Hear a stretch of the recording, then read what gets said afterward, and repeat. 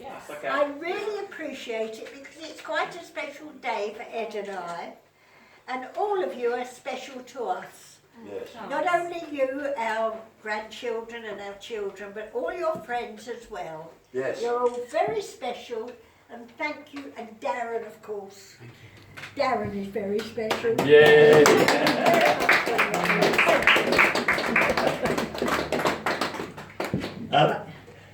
I know you're drinking this, a few words from Ed, but I get through it. It was very interesting. I was asked a question today, how did we meet?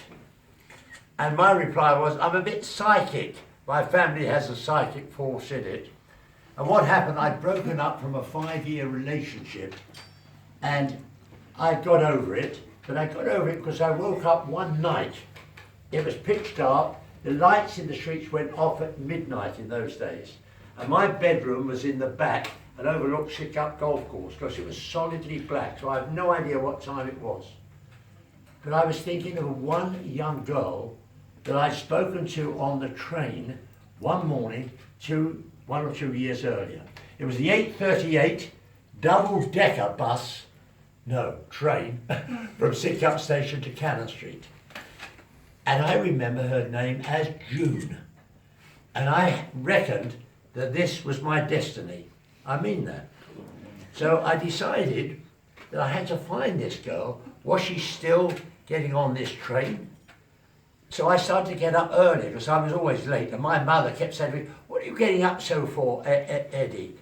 I didn't tell her because it was embarrassing. I was looking for a particular girl. I watched the 8:38. I turned up at Sidcup Station. No sign. I tried the 8:32 Charing Cross.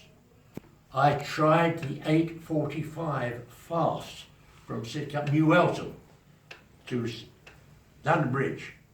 No sign of her. I tried the 8:57. I tried the 8:52 Blackfriars. And this went on for 2 or 3 weeks. And my mother was getting worried about me. She thought I'd had some form of breakdown because I was getting up so early. And I'd given up. And I always stood where the booking office, where they came out from the booking office onto the platform. And quite by accident, on the day that I gave up, I'm standing there and I happened to turn, and who should come through the booking office? Pamela, and as was her normal wont, escorted by 3 good-looking young men. There was always young men around Pamela. And she came onto the platform up there, and I looked up and saw her, and she looked down and saw me, and she hates me telling you this. She waved goodbye to those 3 guys, and she came down and joined me. I should be so, I'm going to say it, lucky. I was going to say unlucky, but it would be the wrong tone. But she came down, and that was it. And we went up on the train together, chatting away 9 to the dozen. I walked her across London Bridge. She worked in, where was it, Pam? Tooley Street. Tooley Street. Where was that? St Mary Axe. St Mary Axe, that wasn't Tooley Street. St Mary Axe, where was that? Was the Bakers, was it? No, it was Spillers, the Millers. Spillers. Oh yes, Spillers. I remember I was it working at well. Fenchurch Street. So we had a good chat, and I decided, and I asked her on the way what train she got on the way home. And she mentioned it was from Cannon Street, so, and I was there at the barrier, and I met. And I said to her, and I'd take you out tonight. And she said, I've got a date. Oh, I said, absolutely shattered. I said, what about tomorrow? She said, I'm free tomorrow.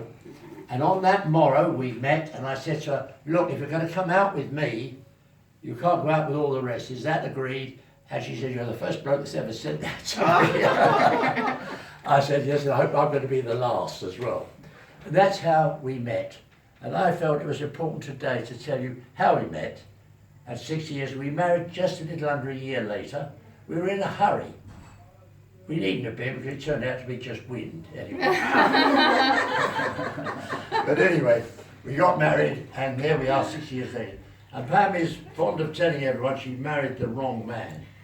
Of course, I happen to believe she's a woman of impeccable choices. And she made no mistake with the prospective husband that she chose either. So there we are. Can I just add, it's absolutely a delight to see you here today. And I tell you why. when you get to my age, the purpose of life seems to have gone. As an individual, your objectives are finished. The things that you wanted from life and you aspired for have seemed to evaporate and slowly fade. And then suddenly you've got kids. And suddenly you start living your life through your son and your two lovely daughters. And on that we've been blessed, really. But we've been double blessed. Because suddenly, when we ran out of those and they no longer had the time, we no longer had the authority over them anymore, quite understandably, we had grandchildren. And through you and your friends, you have come to bring a marvellous atmosphere today. So, ladies and gentlemen, we haven't got a glass of wine here, Aaron. So we're drinking in water. I drink somebody else's. Can I drink yours? Yeah. I'm going to say, water and then we get the I'm going to drink with water. Okay. Bless you all for being here. I add to Pam's, she's absolutely right. She's as thrilled as I am that you're here, all of you. Thank you for extending our lives and still keeping our lives interesting and making life worthwhile. And I'm not going to forget my final thanks. Darren. Darren. Well, I think everyone should give you two a round of applause. Yes, Pam Ed.